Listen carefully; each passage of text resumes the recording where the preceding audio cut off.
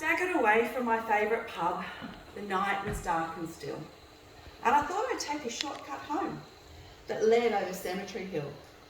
Now, I'm not a hero, as everyone knows, and I have no reckless trends, but ghosts and the like leave me cold, as it were, and the spirits and I are old friends.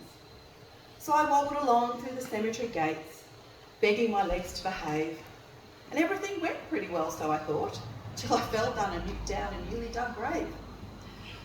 For a moment I thought I'd landed in hell and I entered my earthly career. I sniffed like a hound for the sulphurous fumes, expecting old Nick to appear.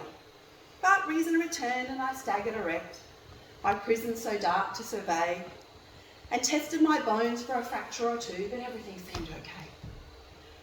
I made a feeble attempt to get out, but it needed no more than a glance to tell that in my condition, I hadn't the ghost of a chance.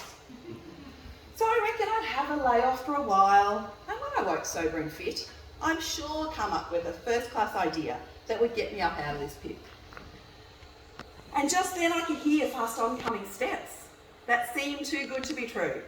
But ere I could cooey or offer advice, in the grave there was suddenly two. It happened he fell on the grave's other end with no one to cushion his fall, but he rose like a shot with a high-pitched yelp and attempted to scale up the wall. This chap was at pains to be up and away, and as the capers he cut plainly told, he jumped and he scrambled and he jumped again, but his fingers and toes couldn't hold. I hadn't yet spoken, I'd hardly a chance, the way he cavorted about, and I had to admire the way that he fought to sever all ties and get out. Of course he believed there was no one around, no one near. He thought that he was all alone. And I got the idea that it entered his head that the grave was becoming his own.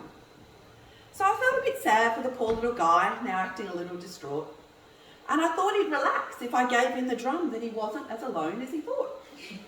So I walked up behind him, tapped on his back as he paused for another wild bid. "You can't make it, mate," I whispered, but by God he did.